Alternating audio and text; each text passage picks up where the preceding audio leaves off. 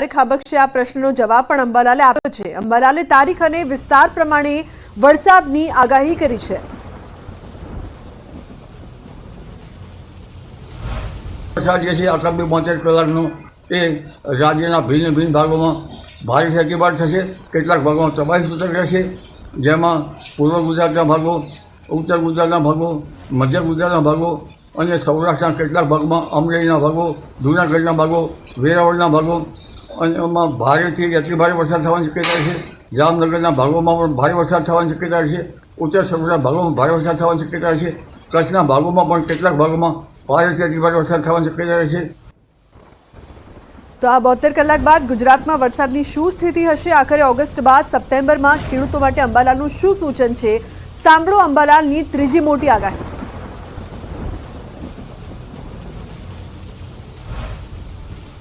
28 August આસપાસ બંગાળ ઉપસાગરમાં એક system બનશે, જે સિસ્ટમનો માર્ગ પણ લગભગ મધ્યપ્રદેશ સુધી અને પછી ગુજરાત સુધી રહી શકવાની શક્યતા રહેશે।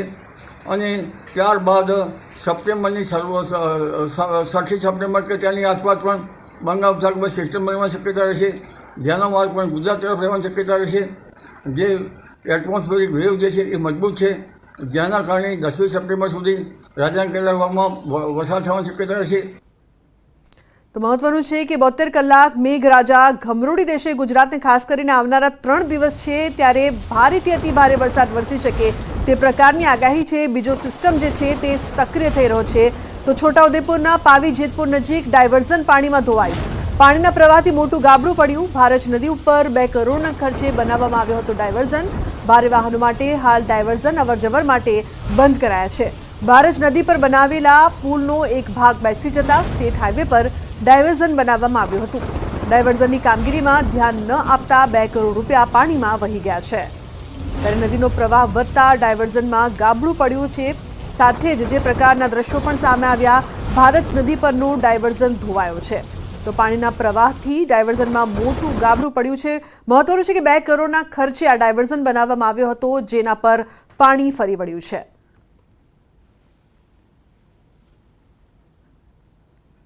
તો સતત ભારે વરસાદની વચ્ચે 2 કરોડના ખર્ચે બનાવાયો હતો ડાયવર્ઝન અને તેને નુકસાન થયું છે। નદીનો પ્રવાહ વધતા ડાયવર્ઝનમાં ગાબડું પડ્યું છે। ઉલ્લેખનીય છે કે સતત વરસાદ વરસી રહ્યો છે। શેજબ જોડાયા છે ફોન લાઈન પર વધુ માહિતી માટે। શેજબ, શું વધુ માહિતી? જી લુબના, છોટાઉદેપુર જિલ્લાની અંદર ગઈકાલથી જ ભારે વરસાદ વરસી રહ્યો છે અને ખાસ કરીને પાવીજેતપુર નજીક જે પુલ આવેલો છે ભારત નદી ઉપરનો, 2 વર્ષ પહેલા પુલનો જે પાયો બેસી ગયો હતો, તેના કારણે સરકારે 2.25 કરોડના ખર્ચે બાજુની અંદર ડાયવર્ઝન બનાવવામાં આવ્યું છે। પરંતુ સિઝનમાં પહેલીવાર આજે નદીની અંદર પાણી આવ્યું છે, તેને લઈને આજે ડાયવર્ઝન છે તે ધોવાઈ ગયું છે। એટલે પહેલા જે વરસાદની અંદર જે રીતે 2.25 કરોડ રૂપિયા સરકારના પાણીમાં ગયા હોય તેવું લાગી રહ્યું છે। સાથે સાથે સ્થાનિક લોકો આક્ષેપ પણ એ કરી રહ્યા છે કે આજે ડાયવર્ઝન જ્યારે બનતું હતું ત્યારે કેટલાક એસો જે કોન્ટ્રાક્ટર છે તેઓ જે રીતે કામ કરતા હતા તેમાં ભ્રષ્ટાચાર થયાના આક્ષેપો પણ થઈ રહ્યા છે। જ્યારે હાલ જે આજે નેશનલ હાઈવે નંબર 56 છે, બોડેલીથી મધ્યપ્રદેશ જવાનો મુખ્ય હાઈવે છે, હાલ તો બંધ કરાયો છે, કારણ કે જે પાણી છે ઉપરથી ટોપિંગ થઈને જઈ રહ્યું છે અને જે ગાબડું પડ્યું છે તેના કારણે તંત્ર દ્વારા તાત્કાલિક ધોરણે આ જે માર્ગ છે તેને બંધ કરવામાં આવ્યો છે। જી લુતા। જી બિલકુલ, આભાર આ સમગ્ર માહિતી બદલ। તો 2 કરોડના ખર્ચે બનાવવામાં આવ્યો હતો આ ડાયવર્ઝન, જેને મોટા પાયે નુકસાન।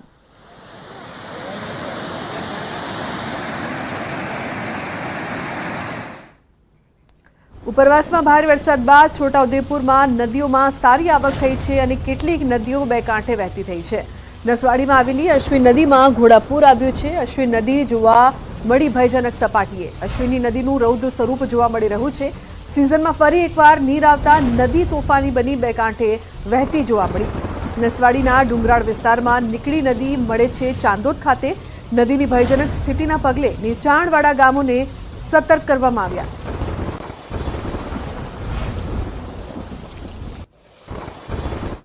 વરસાદની બીજા રાઉન્ડની ધમાકેદાર એન્ટ્રી રહી। લાંબા વિરામ બાદ થયેલા વરસાદે અનેક નદીઓ જે છે તેને પૂરની સ્થિતિ સર્જી હોય તે પ્રકારના દ્રશ્યો જે છે તે જોવા મળી રહ્યા છે। આપ જે દ્રશ્ય જોઈ રહ્યા છો તે નસવાડી વિસ્તારમાં આવેલી અશ્વિન નદીના વહેણના દ્રશ્યો છે કે જ્યાં ઘોડાપૂર આવ્યું હોય તે પ્રકારની સ્થિતિ જે છે તે જોવા મળી રહી છે।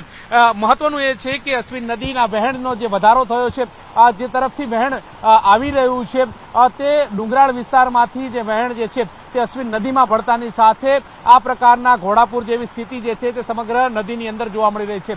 આ ઘોડાપુર જે છે તે અત્યારે હાલ ડભોલ, ચાંદોર, કરનારી તરફ જઈ રહ્યું છે અને મહત્વનું એ છે કે નીચાણવાળા વિસ્તારો જે છે તેને એલર્ટ કરી દેવામાં આવે છે. જોકે નસવાડી વિસ્તારની અંદર થોડો વરસાદ થાય છે અને અશ્વિન નદીની અંદર પૂર્ણ આવવાની જે સ્થિતિ જે છે તે દર વર્ષે જોવા મળતી હોય છે. ફરી એકવાર આ જ પ્રકારના દ્રશ્યો જે છે તે સર્જાઈ રહ્યા છે. મહત્વનું એ છે કે હવામાન વિભાગે પણ ભારેથી અતિભારે વરસાદની આગાહી કરવામાં આવી છે. અત્યારે હાલ તમે જોઈ રહ્યા છો કે એક તરફ નદીનું વહેણ જે છે તે પૂરજોશમાં વહી રહ્યું છે અને વરસાદ પણ ધીમી ધારે શરૂઆત જે છે તે જોવા મળી રહી છે. વહેણ જોતાની સરખે લાગી શકે છે કે કેટલા પૂરજોશની અંદર આ જે ઘોડાપુર આવ્યું હોય તે પ્રકારની સ્થિતિ જે છે તે જોવા મળી રહી છે. મહત્વનું એ પણ છે કે જ્યારે વરસાદ થાય છે ત્યારે આ જ પ્રકારની સ્થિતિ આ વિસ્તારમાં જોવા મળતી હોય છે. અગાઉ પણ જ્યારે વરસાદનો પ્રથમ રાઉન્ડ હતો ત્યારે પણ આ જ નદીની અંદર આ જ પ્રકારનું વહેણ જે છે તે નદીની અંદર જોવા મળ્યું હતું અને ફરી એકવાર આ જ પ્રકારનું વહેણ જે છે તે ગઈકાલે વરસાદ થયો હતો અને ત્યારબાદ આ સમગ્ર પરિસ્થિતિ જે છે તે અશ્વિન નદીની અંદર જોવા મળી રહી છે. જોકે નીચાણવાળા ગામોને પણ એલર્ટ કરવાની નોબત આવી છે. કેમેરા પર્સન પંકજ મકવાણા સાથે ગૌતમ શ્રીમાળી, ન્યૂઝ 18 ગુજરાતી, નસવાડી, છોટાઉદેપુર. તો ઉત્તર ગુજરાત ઉપરાંત પાડોશી રાજ્ય રાજસ્થાનમાં પણ ભારે વરસાદ ખાબક્યો છે. ખાસ કરીને રાજસ્થાનના જાલોરના જસવંતપુરા પાસે આવેલ સુંધા માતા ટેકરી પર ભારે વરસાદ. સવારથી વરસાદ પડી રહ્યો છે, જેના કારણે પર્વતીય ઝરણા પૂર ઝડપે વહી રહ્યા છે. સુંધા માતા તીર્થસ્થાન તરફ જતી સીડીઓ પર પાણીનો ધોધ વહેતો થયો. ટેકરી પર આવેલા મંદિરની સામેના રસ્તાઓ પર 3 ફૂટ સુધીના પાણી વહી ગયા છે. જાલોરનું એકમાત્ર પહાડી પર્યટન અને તીર્થ સ્થળ પર ભારે વરસાદના કારણે તીર્થયાત્રીઓ અને પ્રવાસીઓએ પણ સલામત જગ્યાઓ શોધી કાઢી હતી.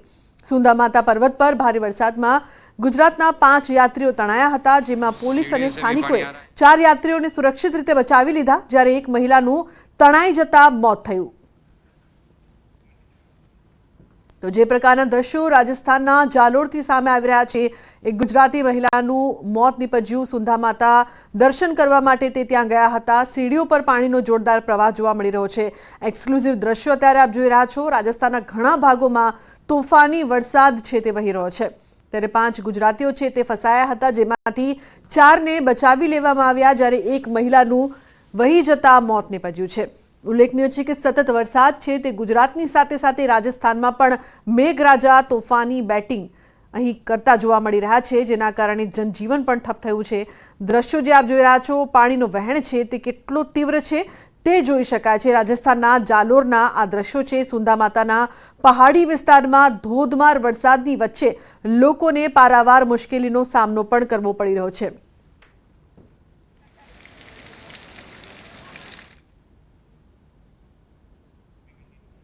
મહેસાણા જિલ્લાના વિજાપુરમાં ધોધમાર વરસાદ ખાબક્યો છે. શહેરભરમાં ઠેર ઠેર વરસાદી પાણી ભરાયા છે. ત્યારે વિજાપુર એસટી ડેપો નજીક આવેલા રેલવે ઓવરબ્રિજના ગરનાળામાં વરસાદી પાણી ભરાયા છે. ત્યારે રાહદારીઓ, વાહન ચાલકો ગરનાળાના પાણીમાંથી જીવના જોખમે પસાર થવા મજબૂર બન્યા છે. લોકોએ તંત્ર પાસે ગરનાળામાંથી પાણીના નિકાલની માંગ પણ કરી છે. રાજ્યભરમાં સવારથી જ વરસાદી માહોલ છે અને તેમાં પણ ખાસ કરીને ઉત્તર ગુજરાતમાં ધોધમાર વરસાદ જે છે અલગ અલગ જિલ્લાઓમાં વરસી રહ્યો છે. અને હાલ અમે ઊભા છીએ મહેસાણાના વિજાપુર તાલુકામાં, કે જ્યાં હાલ આપ જે જોઈ શકો છો કે વિજાપુરનું આ રેલવેનું ગરનાળું છે. એસટી ડેપો પાસે આવેલું આ રેલવેનું ગરનાળું અત્યારે પાણીથી છલોછલ ભરાઈ ચૂક્યું છે. જે પ્રકારે વરસાદ વિજાપુરમાં ખાબક્યો છે, 4 કલાકમાં 8 ઇંચ વરસાદ જે છે તે પડ્યો છે અને તેના કારણે વિજાપુરની સ્થિતિ બદતર થઈ ચૂકી છે. અનેક જગ્યા જે છે નીચાણવાળા વિસ્તારો જે છે ત્યાં વિજાપુરમાં પાણી ભરાયા છે અને એમાંનું આ જે છે રેલવેનું ગરનાળું છે. જો કે ગરનાળાનું એક તરફનું અંડર કન્સ્ટ્રક્શન કામ જે છે તે થઈ રહ્યું છે અને બીજી તરફ આપ જે જોઈ શકો છો કે વાહન ચાલકો, જે 2 વ્હીલર ચાલકો હોય કે 4 વ્હીલર ચાલકો હોય કે રાહદારીઓ હોય, તે લોકો જે છે તે અહીંયાથી પસાર થઈ રહ્યા છે. પરંતુ જે પ્રકારે પાણી ભરાયું છે, ગરનાળામાં પાણી ભરાયું છે અને તેના કારણે ક્યાંક ને ક્યાંક લોકોને મુશ્કેલીનો સામનો કરવો પડી રહ્યો છે. અને જે સ્થિતિ જે છે તે અત્યારે વિજાપુરની અનેક જગ્યાએ જે નીચાણવાળા વિસ્તારોમાં પાણી ભરાયા છે અને તેના કારણે સ્થિતિ બદતર થઈ ચૂકી છે. કેમેરામેન શૈણિક મહેતા સાથે સંજય ટાંક, ન્યૂઝ 18 ગુજરાતી, વિજાપુર. તો બનાસકાંઠા જિલ્લામાં સાર્વત્રિક મેઘ મહેર છે, ત્યારે ડીસામાં ધોધમાર વરસાદ વરસ્યો. વરસાદ વરસતા ધોળિયાકોટ વિસ્તારમાં પાણી ભરાયા. ધોળિયાકોટ વિસ્તારમાં આવેલ અનેક સોસાયટી પાણીમાં ગરકાવ થઈ છે. હરિઓમ પાર્ક, ઇન્દિરાનગર સહિત સોસાયટીમાં પાણી ભરાતા હાલ સ્થાનિકોમાં રોષ જોવા મળી રહ્યો છે. રસ્તાઓ પર વરસાદી પાણી વહેતા થયા. ધોળિયાકોટ વિસ્તારના રસ્તાઓ પર પાણી ભરાતા સ્થાનિક મુશ્કેલીમાં મુકાયા છે. 2.5 ઇંચ વરસાદમાં સમગ્ર ડીસા શહેર પાણી થઈ ગયું છે. છોકરાનું સ્કૂલ ખેડૂતે મૂકવા શાકભાજી બીજું અહીંયા બહુ તકલીફ પડે છે અને અહીંયા પાણીનો કોઈ નિકાલ જ નથી. ચોમાસામાં વરસાદ જ્યારે અહીંયા આવે છે ત્યારે બધું અહીંયા પાણી આ બાજુનું જે એરપોર્ટનું પણ બધું અહીંયા આવીને સંગ્રહ થાય છે. એનો આગળનો કોઈ નિકાલ જ નથી. ખૂબ પાણી મુશ્કેલ પડે છે. 2 ફૂટ પાણી ભરાય છે. કોઈ નગરપાલિકાવાળા કોઈ આવતા નથી, કોઈ સંભાળ લેવા આવતા નથી, કોઈ દેખતા નથી કે કેવી રીતે તકલીફ પડે છે. માણસ જોવા આવવું પડે ને કે ભાઈ શું થાય છે, શું તકલીફ છે. માણસ તો સંભાળ તો લેવી પડે ને અમને. નગરપાલિકાનો આ વિચાર છે એટલે થોડું કરવું પડે યાર. પણ કોઈ સંભાળ લેતા નથી કોઈ. અને વોટ લેવા માટે બધા એવું આવતા રહે છે પણ કોઈ કરતા નથી.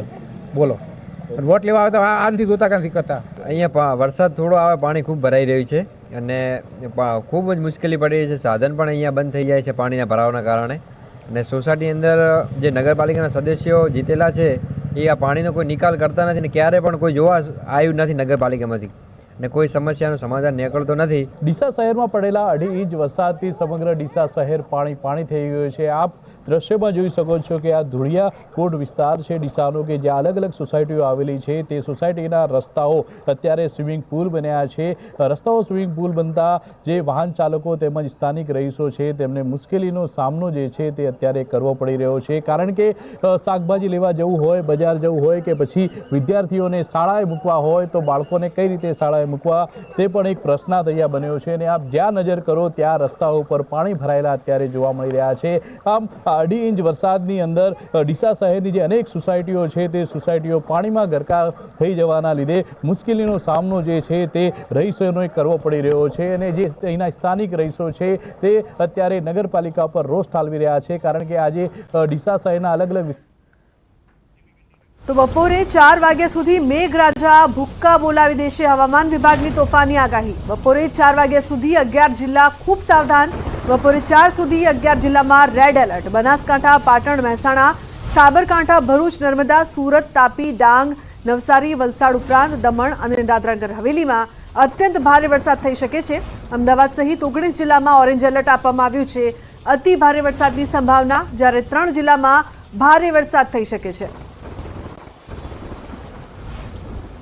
તો બપોરે 4 વાગ્યા સુધી 11 જિલ્લાને ખૂબ જ સાવધાન રહેવું પડશે. 11 જિલ્લામાં રેડ એલર્ટ છે તો બીજી તરફ 19માં ઓરેન્જ એલર્ટ આપવામાં આવ્યું છે. એટલે આ તમામ વિસ્તારોમાં 4 વાગ્યા સુધી ભારેથી અતિ ભારે વરસાદ થાય તેવી સંભાવના હવામાન ખાતા દ્વારા જે પ્રકારની આગાહી આપવામાં આવી છે. બપોરે 4 વાગ્યા સુધી મેઘરાજા ભૂક્કા બોલાવી દેશે તેવી પરિસ્થિતિનું નિર્માણ થઈ શકે તે પ્રકારની આગાહી હવામાન વિભાગ દ્વારા આપવામાં આવી છે. જેમાં કેટલાક વિસ્તાર છે જ્યાં રેડ એલર્ટ આપવામાં આવ્યું છે. 11 જિલ્લાને ખૂબ જ સાવધાન રહેવું પડશે. કારણ કે 4 વાગ્યા સુધી 11 જિલ્લામાં રેડ એલર્ટ આપવામાં આવ્યું છે, જ્યારે 19 જિલ્લામાં પણ ભારે વરસાદ થઈ શકે છે, જેના માટે ઓરેન્જ એલર્ટની આગાહી કરાઈ છે.